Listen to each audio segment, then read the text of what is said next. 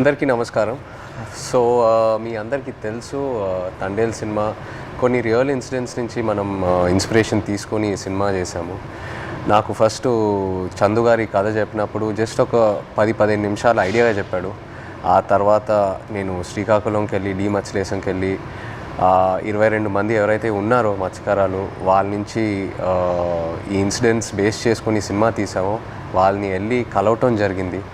So కొంతమంది వాళ్ళు మనతో ఉన్నారు ఇక్కడ, మొన్న ఈవెంట్కి వచ్చారు హైదరాబాద్కి, and I'm happy to have them here. So వాళ్ళతో మాట్లాడి ఇంకా కొన్ని విషయాలు తెలుసుకుందాం. Hello, hi. సో అప్పుడు నాకు మీరు చెప్పింది ఏంటంటే మామూలుగా మీరు శ్రీకాకుళం నుంచి గుజరాత్ వరకు వెళ్ళి గుజరాత్లో అక్కడ బోట్లు తీసుకొని ఒక 9 నెలలు అలా సముద్రంలో అక్కడే ఏట పూర్తి చేసి మళ్ళీ తిరిగి మత్స్యలేశంకి వస్తారని. ఎందుకు గుజరాత్ వరకు ఎందుకు వెళ్తారు? అంటే మామూలుగా గుజరాత్ వరకు ఎందుకు వెళ్తున్నాం అంటే కారణం ఏంటంటే ఇక్కడ మనకి జట్టీలు అందుబాటులో లేవు. ఓకే. అంటే ఇక్కడ ఏటకి వెళ్తుంటే అలలు పెద్ద కెరటాలు ఎరిగేస్తుంటాయి, దాని బోట్ల కింద ఉండిపోయి ప్రాణాలు కోల్పోతున్నాం. అయితే గుజరాత్లో ప్రతి 20 కిలోమీటర్లకి జట్టీలు ఉంటాయి అక్కడ. ఓకే. అందుకనే ఉపాధి ఉంటుందని వెళ్ళిపోతున్నాం అక్కడ.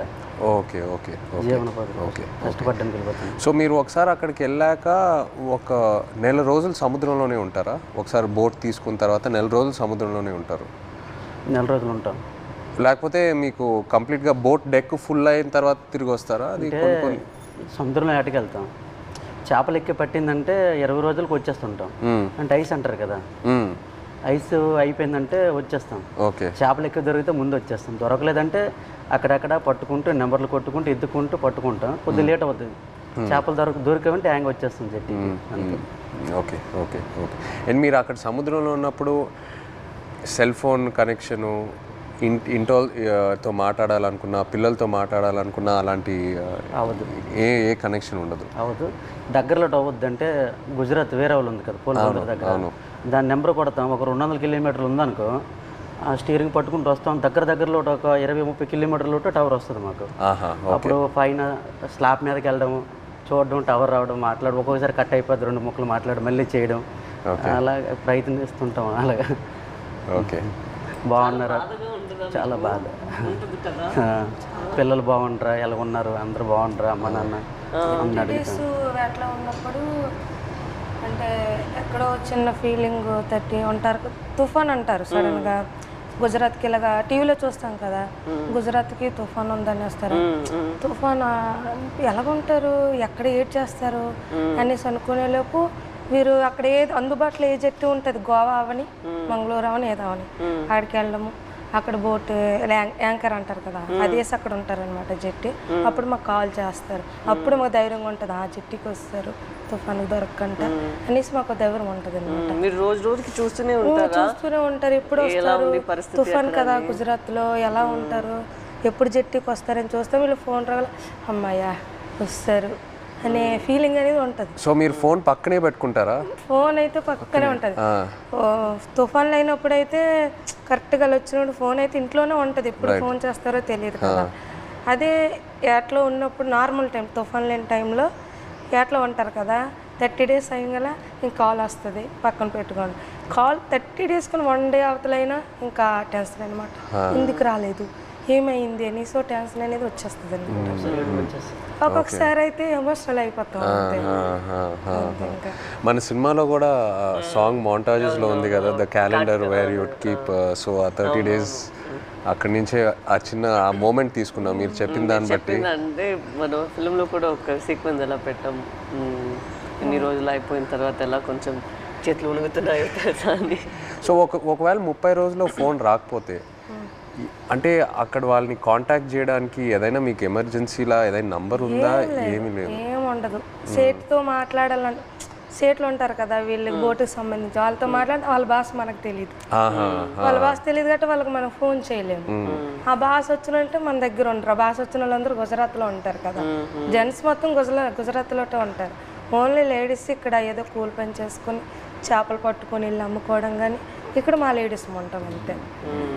మాకు ఇది తప్పించి వేరే వృత్తి అయితే రాదు, చేపల వృత్తి. ఎప్పుడైనా ఇంత ఒక దేశానికి తెలిసిపోయింది ఇలాగా 22 మంది మత్స్యకారులు దొరికిపోయారని.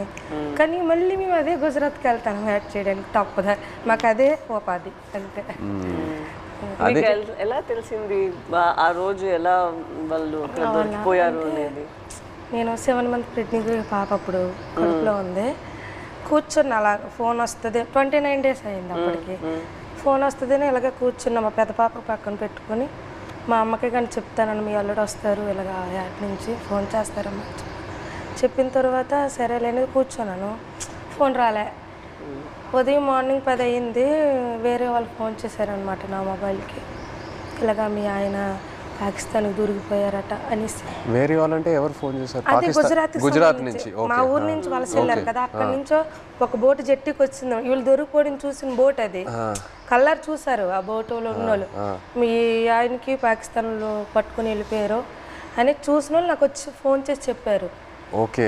చెప్పిన తర్వాత అవును అన్నట్టు అసలు ఏడుపు కూడా రాలేదు, అలా కన్నీళ్ళు ఇంకిపోయేవి. ఎలాగా పాకిస్తాన్ అంటే మామూలుగా చిన్నప్పటి నుంచి పాకిస్తాన్ అంటే ఏదో భయం మాకు అనమాట. చిన్నప్పటి నుంచి పాకిస్తాన్కి మనకి యుద్ధాలు ఏదో వినేవారు, అలాంటప్పుడు పాకిస్తాన్ అంటే భయం మనకి. అలాంటిది పాకిస్తాన్కి దొరికిపోవడం ఏంటి, ఏం చేస్తారు ఏమో, చంపేస్తారేమో, ఉగ్రవాదులకి గట్రా పేల్చుకోవడం చంపేయడం విన్నాం కదా, ఏమో చంపేస్తారేమో నీటిలో ఉంది, అదో టెన్షను. అలాగా కూర్చొని అందరం ఫ్యామిలీ మొత్తం, ఏ ఊర్లో వాళ్ళకి సంబంధించిన వాళ్ళు, మా ఊర్లో అయితే 7 ఉన్నారు మా పంచాయతీలో సంబంధించిన 7 మా దగ్గర కూర్చొని ఏమైంది అనేసి అంటే, ఒక అబ్బాయి భాష వచ్చింది, గుజరాతీ భాష ఆడిన అబ్బాయికి మేము వీళ్ళు సేటు ఉంటారు రామారావు వాళ్ళ సేటు, వాళ్ళ సేటుకి ఫోన్ చేయించాం. అడగండి ఒకసారి ఏమైంది ఆ సీట్కి అంటే, వాళ్ళు ఫోన్ చేసి అడిగారనమాట ఏమైంది, ఆ పాకిస్తాన్ వాళ్ళు పట్టుకెళ్ళిపోయారంట, ఏమైంది సేట్ అని అడిగితే అతనే పట్టుకుని వెళ్ళిపోయారు, నీటిలో ఉంచారని చెప్పారు. ఇంకా మాకైతే ఎలాగ వస్తారు అనేసి, ఎలాగ ఆలోచించాలి, ఎక్కడికి వెళ్ళాలి, ఎలాగ తీసుకురావాలి అనేసి ఒక ఎమోషనల్ అయితే మామూలు కాదు. 22 మెంబర్స్ అంటే చిన్న పిల్లలు, అప్పుడే మ్యారేజ్ అయిన అబ్బాయి అక్కడే ఉన్నాడు, నేను కడుపుతో ఉన్నాను, 2 పిల్లలు, ఒక భర్త దొరికిపోయిన ఆవిడ కూడా ఇంకా ఆ బాధ వేరే, 2 బిడ్డలు ఒక భర్త అంటే ఇంకా ఆ ఎమోషన్ అయితే ఇంకా వేరే. అందరం ఇంకా అంతే, ఏం చేయాలని ఆలోచనతో 1 month వరకు అలా ఉన్నాం. ఇలాగా న్యూస్ వచ్చి ఇలాగా ప్రసారం చేయడము, మీడియా కొంచెం హెల్ప్ చేసింది. ఓకే. ఓకే. మీరు ఆ పాకిస్తాన్లో ఇంతకుముందు వేరే ఎవరైనా ఇలా పాకిస్తాన్ సైడ్కి వెళ్ళి వాళ్ళు పట్టుకోవటం జరిగిందా, లేకపోతే ఫస్ట్ టైమేనా ఇలా జరగటం? ఓకే. ఓకే. ఇప్పుడు కూడా ఉన్నారు అక్కడ? ఇప్పుడు ఉన్నారో తెలియదు కానీ మీరు అప్పుడు ఉన్నప్పుడు అక్కడ మీరు వెళ్ళి ముందే అరెస్ట్ అయ్యి ముందే ఉన్నారు అక్కడ. తీసుకెళ్ళేటప్పటికి మేము ఏడుస్తున్నాం అక్కడ. ఏడుస్తుంటే వాళ్ళు మాకు బుదిరిస్తుంటారు, పళ్ళకోయండి అదేటి ఇదేటని. వాళ్ళు అన్నారు మాకే 2 సంవత్సరాలు అయింది మేము వెళ్ళట్లేదు అని మరి కొద్దిగా ఏడ్చేస్తున్నాం మేము. వాళ్ళు సంవత్సరంన్నర ఒక్కొక్కరు ఒక్కొక్క కారణం. అంటే ఆధార్ కార్డులు పేర్లు రాంగు, ఒక్కొక్క పేరు అంటే ఒక బోట్లో 9 మంది ఉంటారు, వాళ్ళకి ఏదో అర్జెంట్ పని నుండి వెళ్ళిపోతారు వాళ్ళు. అంటే టిక్ పాస్లో పేరు ఉండాలి, ఎవరు కలాసి వచ్చారనుకో ఆ టిక్ పాస్ ఆఫీస్కి వెళ్ళి పేరు రప్పించుకోవాలి, పలానా రామారావు పలానా రాంబాబు అని. అది ఎవరు వెళ్ళిపోతే వాళ్ళ పేరు ఏం చెప్పేశాడు అక్కడ. మన ఇండియా నుండి హై కమిషనర్ వచ్చేటప్పుడు కొన్ని పేర్లు రాంగ్ చెప్పేస్తారు అలా, దానివల్ల ఆయన ఉండిపోయారంట అక్కడ. ఆయన చెప్పడం మరికొద్దిగా ఏడుపు వచ్చింది మాకు, చాలా బాధ అనిపించింది.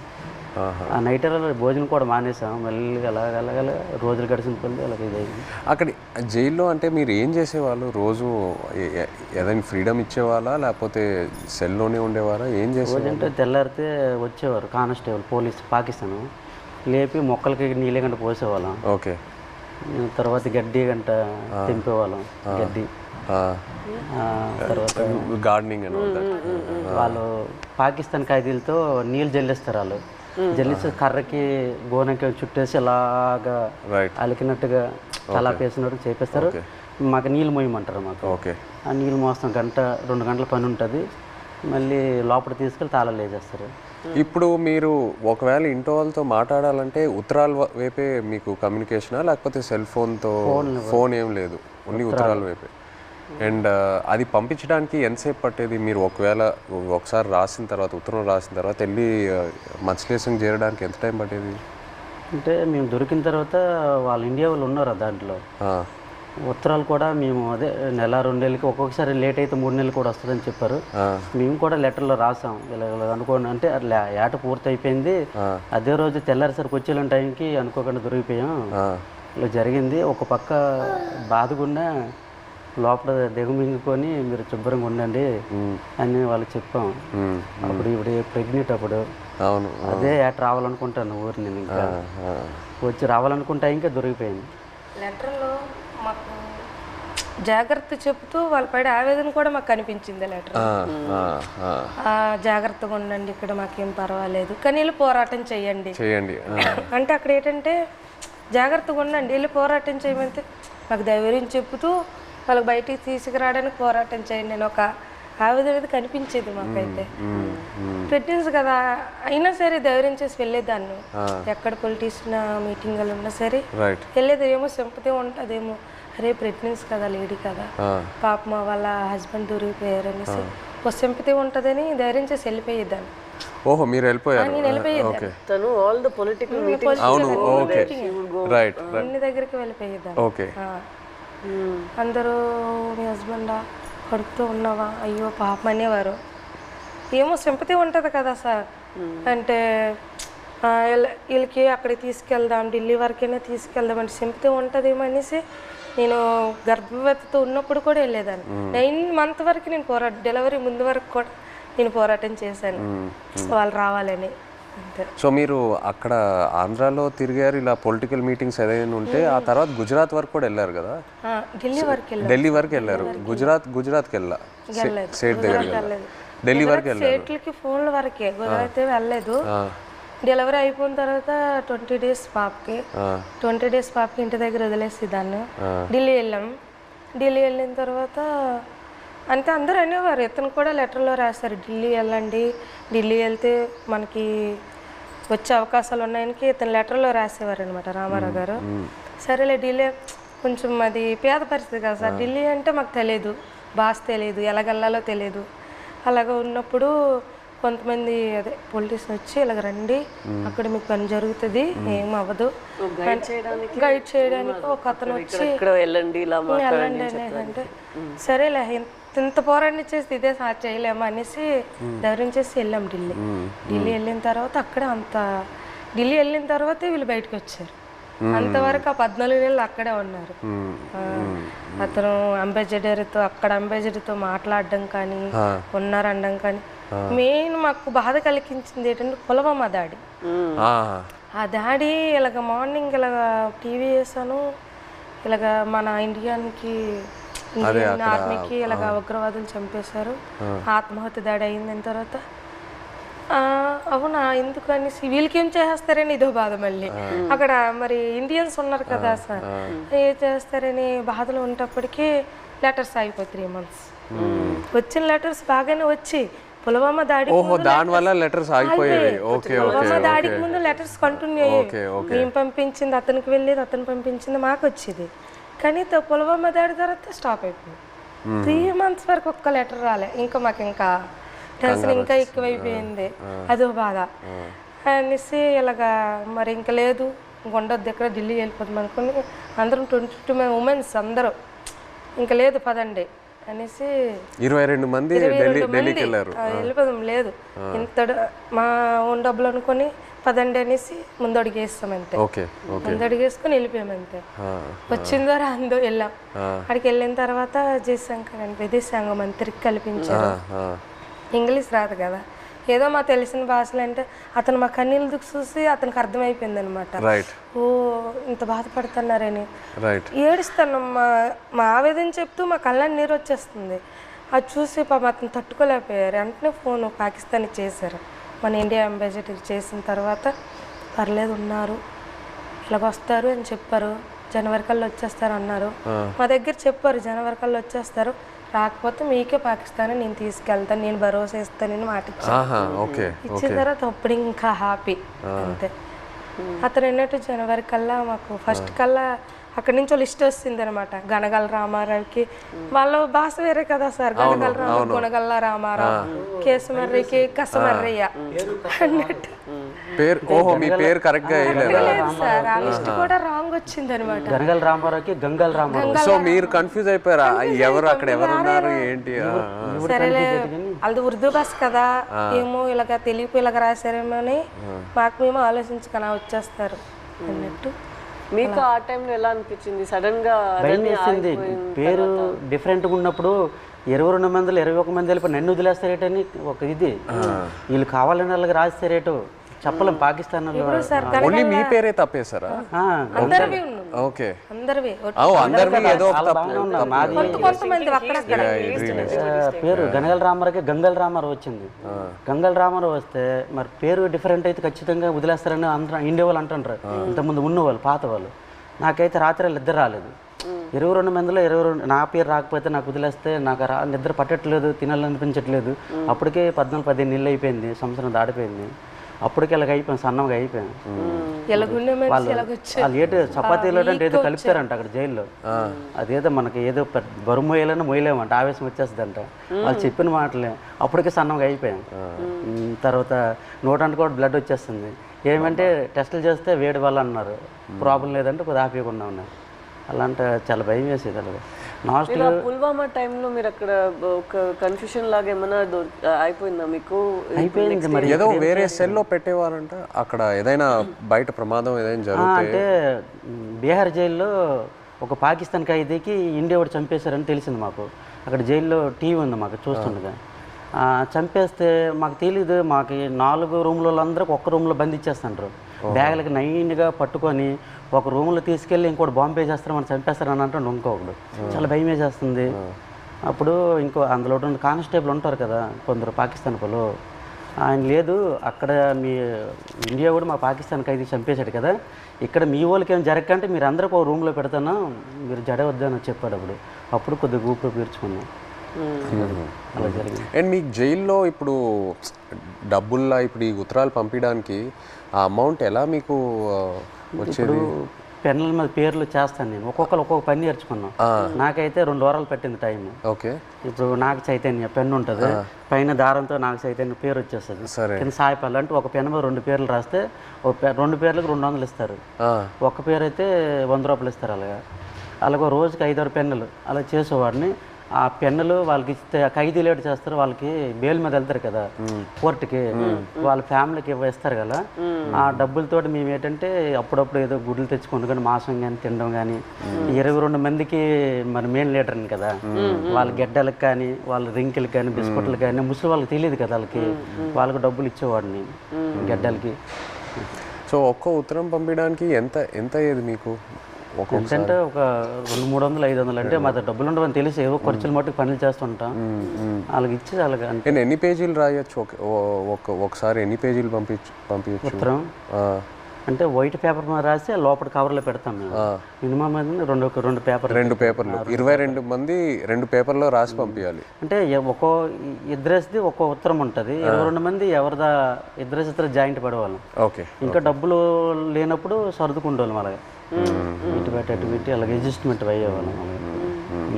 మీరు ఒక్కొక్కరికి ఈ ట్రిప్ అయితే నువ్వు లెటర్ పంపిస్తే నెక్స్ట్ ట్రిప్ నేను పంపుతాను. మళ్ళీ మాకు కాంప్రమైజ్ అయ్యి అడ్జస్ట్ చేసుకునేవాళ్ళం. ఓకే. అండ్ మీ పాప ఫోటో ఫస్ట్ టైం ఎలా చూసారు అక్కడ? అంటే పేపర్లో కటింగ్ చేసి ఉత్తరాలు పెట్టేసి పంపించారు ఆవిడ. అంటే అక్కడ ఏమేం జరుగుతుందన్నా ఊర్లో? ఓకే, పెట్టారు. పెట్టేసి పంపించేదాన్ని. అది చూసి అందులో చూసారు వాళ్ళ పాప. మీరు కావాలని అలా ఫోటో పెట్టారా? ఫోటో కావాలనే కాదు, చూడు ఇలాగ ధర్నా చేస్తున్నాం, మీరు భయపడకండి, ధైర్యంగా ఉండండి, మీకు తీసుకొచ్చే బాధ్యత మాదనేసి ఒక ధైర్యం చెబుతూ ఒక లెటర్ రాసేవారు. ఇక్కడ మేము భయపడే వాళ్ళకి భయపెట్టిస్తే వాళ్ళు ఇంకా భయపెట్టేస్తారు కదా అనేసి ఒక పోరాటం చేస్తాను, మీరు జడకండి ధర్నాలు చేస్తాను అనుకుని పాప ఫోటో కట్ చేసి పెట్టేసి పంపించారు. జైల్లో అయితే చాలా బాధ. అంటే ఆ పాకిస్తాన్ ఖైదీలకి పడుకుని పెట్టి చెట్ట పైకి ఎత్తేసి పట్టుకొని పెద్ద బెల్ట్ ఉంటుంది, ఇలాగ బాధేసేవారు. అమ్మో సత్యం బావో సత్యం అంటే మేమేంటి మనకి అలాగ కొట్టేస్తారని మేము జడిసిపోయాం. ఈ సెట్ పైకి ఎత్తేసేవారు, చీలలు సాపేసేవారు, కింద పడుకుని పెద్ద బెల్ట్ ఉంటుంది కర్ర పట్టుకుని ఇలా తిడ్డి ఉంటుంది అలా ఉంటుంది. ఆ బెల్ట్లో అలా కొడుతూ అమ్మో సత్యం 10 దెబ్బలు అంటే అలాంటివి. మనకి ఇండియా వాళ్ళు కూడా అలాగే కొడతాను జడిచిపోయాం ఫస్ట్లో. మేము వెళ్ళేటప్పటికి మొక్కలకి నీళ్ళు పోస్తుంటాం కదా, ఆ పక్కన వాళ్ళకి అది ఏం చేసాడో మనకు తెలీదు, అలా కొడుతుంటే అలాగే మనకి కూడా కొట్టేస్తారని భయం వేస్తుంది ఫస్ట్లో. వాళ్ళు అన్నారు మీకు ఇలాగ కొట్టరు, మీరు ఇంకా ఒకసారి 2 సార్లు తప్పులు చేస్తే మీకు కొడతారు. తప్పులు అంటే జైల్లో కానీ మా 22 మందిలో కానీ, ఇంకా గుజరాత్లో ఉన్నారు ఇండియా వాళ్ళు కదా, ఏ బాత్రూమ్ దగ్గర కానీ బట్టలు ఉతుక్కున్నప్పుడు కానీ మనలో మనం కొట్టుకుంటే ఒకసారి కుదిరేసి రెండోసారికి గడికి ఒక మనిషి 3 తప్పులు చేస్తే మీకు కూడా అలాగే పడుతుంది. అంటే అప్పటి నుంచి గొడవలు కూడా అదే బాత్రూమ్ దగ్గర అలాగే అడ్జస్ట్మెంట్ అయిపోవాలి మేము. అలాగే అలా కొట్టేస్తారు రిటర్న్. మీరు ఒక్కొక్కరికి ఎలా సమాధానం చెప్తారు అక్కడ ఎన్ని రోజులు ఉన్నప్పుడు? ఎలా మీరు సమాధానం ఏంటి, తిట్టేవారు కూడా 22 మంది ఉన్నాం, నీ వాళ్ళని ఇలా జరిగింది, మా డ్రైవర్లు కూడా నీ వెంట వచ్చారు. అంటే ఇంతకు ముందు ఇతనికి యాట్లో గనగల రామారావు పాకిస్తాన్ వైపు ఎక్కి యాడ్ చేసేవారు, బోర్డర్ దగ్గరలో ఇతని వల్ల దొరికిపోయారు అనేసి ఒక బ్యాడ్ నేమ్ మీద వస్తుంది ఇతనికి. ఇతను అది దృష్టిలో పెట్టుకుని భోజనం సరిగ్గా చేసేవారు కదట అక్కడ. పెళ్ళి అవును కుర్రోలు కూడా ఉన్నారు కదా, నా పెళ్ళి అవ్వకుండా కూడా మీరు చేస్తారు, నేనిండా మేము దొరికిపోయాం అని అనేవారు. ఒక బాధలో ఉండేది. తప్పదు మరి, జరిగిపోయింది చాలా బాధ.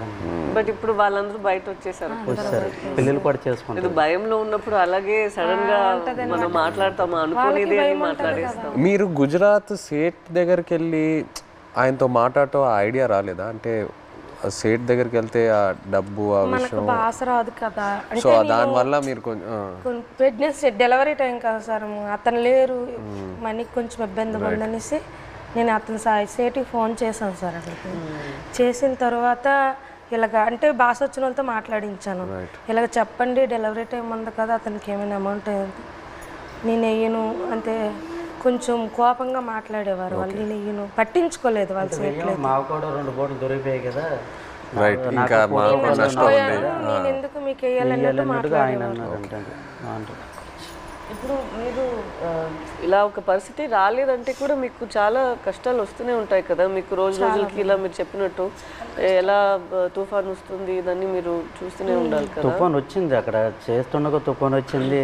తర్వాత యాంటీని వైర్లెస్ మాకు పిడికి పడ్డా తిరిగిపోయింది, చాలా ఇబ్బంది పడ్డాం. తర్వాత బోటు మొత్తం నీరు అయిపోయింది, చాలా ఎదుర్కొన్నాం అన్నీ. ఒక్కొక్కసారి బోట్లు మునిగిపోతున్న టైంలో పక్కన బోట్ వచ్చి మనుషులకు కాపాడేవారు, బోట్ మాత్రం మునిగిపోయేది. కానీ అక్కడ పక్కన బోట్ లేకపోతే ప్రాణాలు కూడా కోల్పోతారు. అలాంటి పరిస్థితి ఇదని వాళ్ళు చెప్పినప్పుడు మీరు మీ ఆయన దగ్గర అడగలేదా, మీరు ఎందుకు ఈ పని చేస్తున్నారు, మాతోనే ఉండండి, ఇక్కడే ఏమైనా పని చేయండి, మీరు అట్లేం అడగలేదా? లేదు మేడం, అలాంటి ఉపాధి అక్కడ లేదు, మా సైడ్ లేదు. అక్కడికి వెళ్తేనే మాకు మేము అంటే ఇక్కడ రూపాయి ఇస్తే అక్కడ 2 రూపాయలు లేదు. ఇక్కడ నెలనూలే లైక్ ల్యాండ్ ఇట్ సెల్ఫ్ వేరే ఏమైనా ఒక పని మనం చేసుకోవాలి కదా. ఇంత రిస్కీగా మత్స్యకారులు చాలా మంది డిగ్రీ ఇవన్నీ చదువుకుని ఉన్నారు చాలా మంది, కానీ జాబులు రావట్లేదు. మంచిగా ఎస్టీ జాబితాల్లో ఏదో చేరిస్తే మాకు జాబులు వస్తామని అంటారు, కానీ చదువుకున్న జాబులు రావట్లేదు. అందుకే ఎక్కువ వలసలు వెళ్ళిపోతాను. చాలామంది చదువుకున్న వాళ్ళు కూడా వెళ్ళిపోతుంటారు, వీళ్ళ అబ్బాయి కూడా చదువుకుంటారు. చాలామంది డిగ్రీలు ఇంటర్లు చదువుకున్న జాబులు రాక వెళ్ళిపోతుంటారు. మా మధ్యకి ఎస్టీ జాబితాలు చేరిస్తేనే ఆ జాబులు వస్తామంటే దానికోసం ప్రయత్నిస్తాను, కానీ ఎవరు సరిగ్గా పట్టించుకోవట్లేదు. ఎందుకు మాకు జాబులు రావట్లేదు అర్థం కావట్లేదు. సో మీరు శ్రీకాకుళం నుంచి లెటర్స్ పంపిద్దాం అనుకున్నారు కదా పాకిస్తాన్కి, అప్పుడు జైల్లో ఉన్నప్పుడు. అప్పుడు ఇక్కడి నుంచి లెటర్లు పంపించడానికి ఏదైనా ఇబ్బంది ఉండిందా? ఇబ్బంది ఉంది.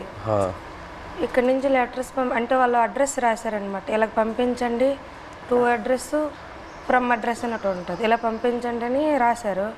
అలాగే మేము పోస్ట్ ఆఫీస్కి వెళ్ళి ఇలా రాస్తే పాకిస్తాన్ రాస్తే వాళ్ళు చదివారు, పాకిస్తాన్ ఏంటి, పాకిస్తాన్కి మీకేం సంబంధం, మీరు పాకిస్తాన్కి లెటర్ వేయడం ఏంటి, ఇలాగ అడిగేవారు అనమాట. చాలా ఇబ్బంది పెట్టేశారు. 2-3 డేస్ వాళ్ళకి ఇలాగే ఇబ్బంది పెట్టేస్తే మేము ఈ స్టోరీ మొత్తం చెప్పిన తర్వాత వాళ్ళు అప్పుడు ఒప్పుకున్నారు. తర్వాత మేము ఏదో పాకిస్తాన్ నుంచి వచ్చినట్టు, వీళ్ళు పాకిస్తాన్ వాళ్ళు, మీరు వేయడం ఏంటి పాకిస్తాన్ అనేసి వాళ్ళ క్వశ్చన్లు అడిగేవారు. చాలా ఇబ్బంది పెట్టేశారు. తర్వాత ఈ స్టోరీ మొత్తం చెప్పిన తర్వాత అప్పుడు నమ్మారు. అంతే. మీ ఫ్యామిలీ ఎవరు చెప్పలేదా మీకు ఇలా చేపలు పట్టుకున్న వాళ్ళని పెళ్లి చేసుకోకూడదు, ఇలాగే ఉంటుంది మీకు? ఇదన్నీ ఎందుకు, లేదంటే ఎందుకు లవ్లో పడుతున్నారు మీరు ఇలా రిస్కీ లైఫ్లో ఉన్న వాళ్ళతో, అలా ఏమి ఎవరు చెప్పలేదా? ఏదండి అదే మీరు ఎవరు చెప్పలేదా? అమ్మ నాన్న వాళ్ళు ఎవరు లేదు, ఇక్కడ ఉన్న వాళ్ళే చెప్పిన అవి లవ్లో ఉంటాం కదా, అవి కనిపించదు అనమాట. అంతే, లవ్లో ఉంటే అతనే కావాలన్నట్టు ఉంటది అంతే. ఎంత రిస్క్ అయినా పర్లేదు, ఇలాగే ఉండిపోతాను, అతనే కావాలి. మన తండేల్లో సత్య అండ్ రాజు లాగే ఒక రకంగా. సార్ ఇప్పుడు మేము పాకిస్తాన్ దొరికి భారతదేశం మొత్తం తెలుసు కదా, ఈ కథ తీయాలని మీకు ఎలాగనిపించింది? మా ఇంటికి రావడం, తినడం, చేయడం చాలా హ్యాపీ అనిపించింది. మీకు ఎలాగ ఆలోచన వచ్చింది తీయాలని? ఎంతమందికి తెలుసు కదా, చాలామంది ఉన్నారు, ఎవరికి రాని ఆలోచన మీకు ఎలాగొచ్చింది? లేదు, చాలా అంటే ఫస్ట్ నాకు చందు ఈ కథ చెప్పిన తర్వాత కార్తిక్ వచ్చి నాకు ఈ ఐడియా చెప్పాడు. ఆ తర్వాత చందు నాకు నేను సినిమాలో ఇలా ఒక స్క్రీన్ ప్లే ఇలా తీద్దాం అనుకున్నాను చెప్పిన తర్వాత బాగా ఎక్సైట్ అయ్యా. వెంటనే మనం శ్రీకాకుళంకి వెళ్ళి మత్స్యలేశంకి వెళ్ళి అందరినీ కలుద్దాము, అక్కడ వాళ్ళని కలిస్తే నాకు ఇంకా మంచి ఐడియాస్ వస్తాయని చెప్పి అక్కడ వచ్చి మీతో ఆ రోజు స్పెండ్ చేయడం జరిగింది. ఆ తర్వాత వైజాగ్కి వెళ్ళి పోర్ట్లో మళ్ళీ సముద్రంలోకి వెళ్ళటం అదంతా జరిగింది. కానీ మిమ్మల్ని వచ్చి కలిసాక నాకు అర్థమైంది ఈ క్యారెక్టర్లో, ఈ కథలో ఇంకా ఎన్ని లేయర్స్ ఉన్నాయి, ఎన్ని కష్టాలు ఉన్నాయి, ఎన్ని హై పాయింట్స్, ఇన్స్పైరింగ్ ఎలిమెంట్స్ ఎన్నో ఉన్నాయని. సో ఇప్పుడు తండేలు అంటే దాని మీనింగ్ ముందే మీకు తెలుసా? కార్తిక్ చెప్పి లేదు, తండేలు అంటే అంతకుముందు తెలీదు. తండేలు అంటే మనకి ఈ బోట్ క్యాప్టెన్ లీడర్ అనేది ఒకసారి నాకు కథలోకి వచ్చాకే తెలిసింది, అంతకుముందు తెలియదు. మాకు అక్కడ తండేలు అంటారు గుజరాత్లో. అదే వాండర్లో మాకు తండేలు అంటే చిప్పి నడిపించే వారిని తండేలు అంటారు అక్కడ. అందుకే ట్రైలర్లో కూడా డైలాగ్ వేసాం, తండేలు అంటే ఓనరా కాదు, లీడర్. చాలా బాగా వచ్చింది సార్. రైట్. అయితే సార్ అక్కడ ఎంత బాధపడ్డామో అంత హ్యాపీగా ఉంది ఈరోజు, ఎందుకంటే అది ఒక జీవితంలో గుర్తుండిపోద్దలుగా మా రియల్ స్టోరీ. ఇప్పుడు మేడం మీకు అంటే మేమైతే రియల్గా అన్నీ మా బాధలన్నీ తెలుసు మాకు, మేము పడే ఆవేదన. కానీ మీకు ఎప్పుడైనా షూటింగ్లో ఒక సీన్ చెప్పినప్పుడు, అదే ఎమోషనల్ సీన్ చెప్పినప్పుడు కానీ ఆ సీన్కి ఎప్పుడైనా మీరు ఎమోషనల్ అయ్యారా? అరే వీళ్ళు ఎంత బాధపడ్డారు అన్నట్టు మీకు ఎప్పుడైనా అనిపించిందా? మాకు మీ వే ఆఫ్ లైఫ్ రోజు మీరు ఎలా గడుపుతున్నారో అదే నాకు ఒక పెద్ద ఆశ్చర్యం. మీరు ఎలా చెప్తారు, నేను రోజుకి తుఫాన్ అక్కడ వస్తుందా, ఏమవుతుంది అని ఒక రోజుకి ఎలా మీరు గడపగలుగుతారు? నెక్స్ట్ రోజు లేచి అది నిజ లైఫ్లో నేను అది చేయగలుగుతాను అంత నాలో ఆ శక్తి ఉందని నాకు తెలీదు. సో ఒక్కొక్కసారి అలా చేసినప్పుడు మనం ఫిల్మ్లో నాకు ఈ ఆలోచనే వస్తుంది, వీళ్ళకి ఎక్కడి నుంచి ఆ ధైర్యం వస్తుంది? ఎందుకంటే నార్మల్గానే మనం అందరికీ ఇలా ఒక పరిస్థితి వస్తుంది అని మనకు తెలీదు. అక్కడ అలా ఉన్నప్పుడు మనం ఎక్కడ వెళ్ళాలి, ఎక్కడి నుంచి షురూ చేయాలి, అక్కడి దాకా వెళ్ళాలి, వాళ్ళని ఎలా బయట తీసుకురావాలి అనేది ఒక పెద్ద మనమే మన లోపల చెప్పాలి, లేదు ఇది అయిపోతుంది మన అలా ఈ థాట్ని వదలకూడదు మధ్యలో. సో అది మీరు అందరూ ఎలా చేశారు అని ఆ థాటే నాకు ఉంది. నాకేం కష్టం అనిపించట్లేదు, బట్ మీరందరూ ఎంత కష్టం తీసుకున్నారో అదే నాకు ఆశ్చర్యం ఇచ్చింది అంతే. ఏ సీన్కి ఎమోషనల్ అయ్యారా మీరు? సీన్ చెప్తారు కదా ఎలాగ ఉంటుంది women's and A dialogue emotional అయ్యారా చెప్పేటప్పుడు అనేసి? మనం కొన్ని విషయాల్లో మీరు చెప్తున్న దాంట్లో నుంచి తీసుకున్నాము, కొన్ని విషయాల్లో మనమే ఒక డ్రామా లాగా తీసాము. సో ఆ డ్రామాలో ఎక్కడ నేను లేని సీన్స్ కొన్ని ఉన్నాయా, అక్కడ నాకు చాలా బాధ అనిపించింది. నా సీన్స్ ఏముందో అది వేరొక డ్రామాలో వెళ్తుంది, బట్ నిజంగానే ఒక రోజుకి ఎలా వాళ్ళు ఏం జీవిస్తున్నారో కొన్ని క్యారెక్టర్స్ ఉన్నారు, వాళ్ళకి జరిగిన పని వాళ్ళు చెప్తున్న మాటలన్నీ విన్నప్పుడు నాకు అప్పుడు బాధ అనిపించింది. నాది కన్నా వాళ్ళది నేను విని చాలా బాధపడ్డాను. మీరు ఢిల్లీ వెళ్ళటం ఆ ఎపిసోడ్స్ మీరు నాకు శ్రీకాకుళంలో చెప్పినప్పుడు బాగా ఎమోషనల్గా అనిపించినాయి. మీరు ఢిల్లీకి వెళ్ళి ఎలా పోరాడారో అక్కడ.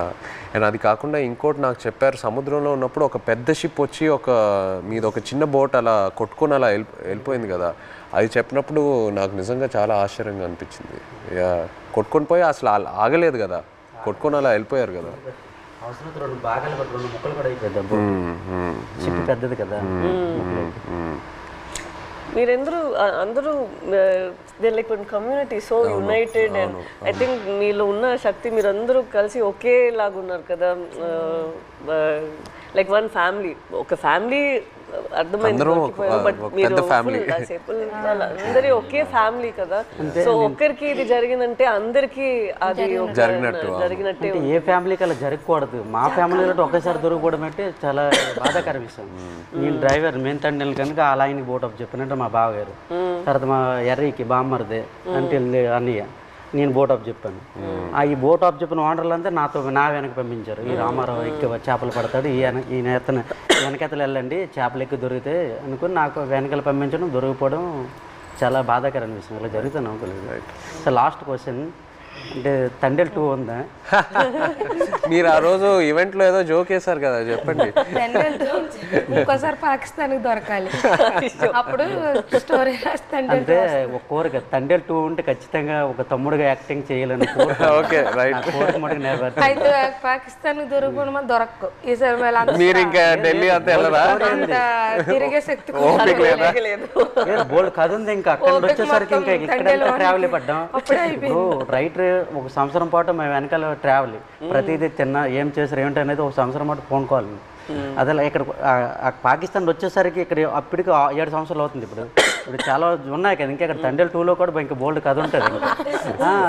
కానీ ఈసారి ఫైట్ చేయాలంటున్నారు కదా మీరు వెళ్ళి అక్కడ నుండి ఇక్కడికి వచ్చేసరి నేనేం చేశాను ఇంకా బోల్డ్ అని ఇంకా స్టోరీ ఉంది. ఖచ్చితంగా చెప్పండి మాకు జీవితంలో ఇది గుర్తుండిపోతుంది. నచ్చిన విషయం ఏంటంటే సార్ మీరు అన్నారు కదా ఆ డ్రెస్సింగ్ స్టైల్ కానీ ఎప్పుడు మీకు ఏ సినిమాలో అలా చూడలేదు. ఆ చినిగిపోయిన షర్ట్ కానీ ఆ డ్రెస్సింగ్ స్టైల్ కానీ అనకాపల్లిలో ఒక షూటింగ్ ఉంది కదా, అక్కడికి వచ్చాము. అక్కడ చూసి నేను షాక్ అయిపోయాను. అదే ఏ సినిమాలో చూడలే అసలు. అలా ఇమిడిపోయారు సార్ మీరైతే.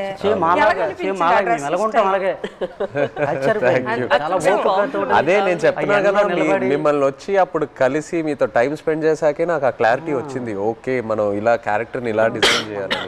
సో లాగా సేమ్ బనీలతోటి ఆ ఎండలోటి ఇవన్నీ చాలా కష్టపడ్డారు. చాలా యాంకర్ పట్టుకొని ఉన్నారు కదా ఫస్ట్ పోస్టర్ పట్టుకొని హైలైట్ అది అయితే అందరు కూడా మా ఊళ్ళు ముసలంతా సాయి సినిమా మేము చూడాలి. ఎవరికి ఫోన్ చేసినా అదే రింగ్ స్టోన్ బుజ్జి తల్లి.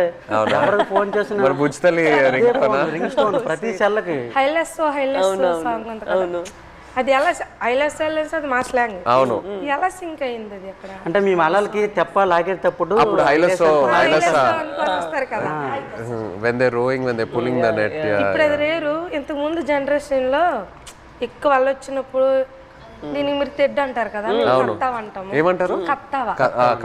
ఆ కత్తావ పట్టుకుని కత్తావా అంటాం మేమైతే. అండ్ పెద్దాలు వచ్చినప్పుడు ఇలాగ బోట్ వెళ్తుంది కదా, ఆ కత్త ఆయనతోటే అలా లెవెల్ చేసుకుని వచ్చి ఐలెస్ అనుకుని వచ్చి వడ్డీకి వస్తారు. అంటే ఎలా సింక్ అయింది అది, అది మాకు ఆశ్చర్యం. ఈ విషయం మన చందు మొనెటి అండ్ దేవి గారికి వారికి క్రెడిట్ ఇవ్వాలి. రైట్, శ్రీమణి గారికి. బుజ్జి తల్లిలో ఒక పాయింట్ ఉంది, అది అయితే నాకు కదిలించింది. ఏది? ఉప్పు నీటికి ముప్పును కూడా గట్టిగా గట్టి అంటే ఎంత అలలకైనా మీరు దాటుతారు, కానీ ఒక కన్నీటి చుక్క దాటలేకపోతాడు అంతే. అక్కడైతే చాలా ఎమోషనల్ స్ట్రాంగ్.